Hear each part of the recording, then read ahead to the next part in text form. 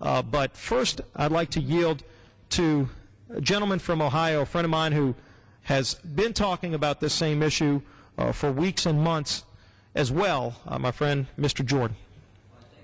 My friend and colleague from Louisiana, appreciate his good work on this issue and many others.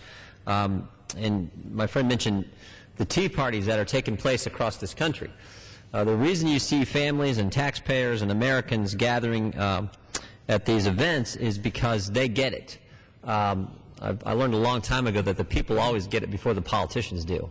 And they understand that this kind of spending and what it means for their kids and their grandkids, what it means for future generations of Americans is just plain wrong. And my colleague has pointed out some of the numbers, but just put it in perspective of just what has happened in the last 6 weeks.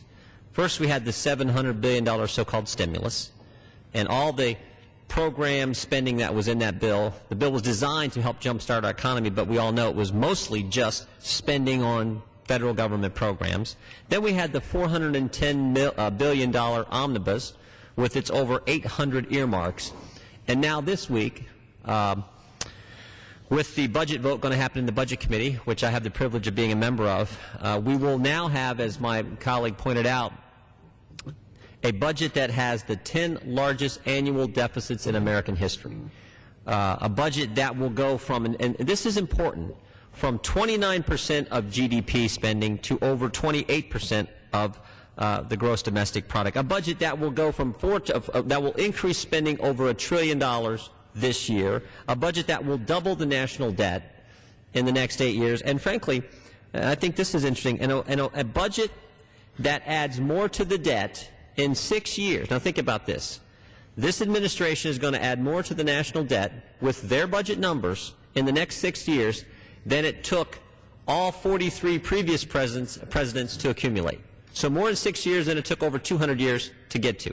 That's how much spending we're talking about. And the reason this is, and you don't take my word for it. Take the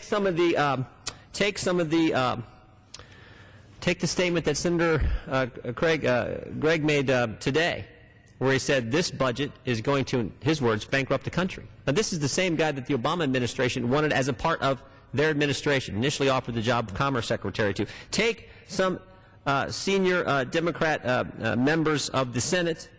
Senator Conrad said more discipline on the spending side is also going to be required of this budget.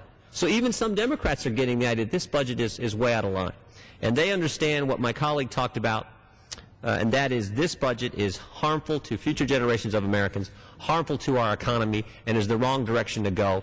We need a budget that spends less, taxes less, and borrows less. And that's what we want to talk about this evening. So I'm happy to yield back to my colleague, and we'll look forward to participating more in this hour, but appreciate his leadership on this issue and reserving this time this evening. With that, I yield back. Well, again, I want to thank my friend from Ohio for pointing that out. And one of the things